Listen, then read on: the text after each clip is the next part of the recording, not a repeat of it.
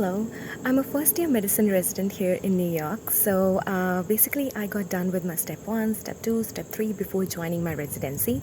For the last couple of years, I've been, trying different methods, which one is good, which one is not to, excel in my exams.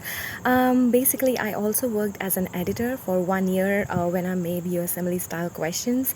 So to be honest, I've been on the both sides. One like problem solving, how to answer questions, which method works or not, and from an editor point of view, how do question making people make questions and what are they thinking, what's their perspective.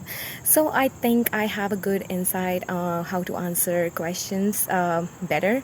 So I will be giving guest lecture soon, and I hope you guys join, and I have some helpful tips to help you guys excel in your exams. And all these methods are tried and tested, so hopefully these methods will help you excel in your exams as well, and to help you match into residency as well. See you soon, guys. Hope you guys join.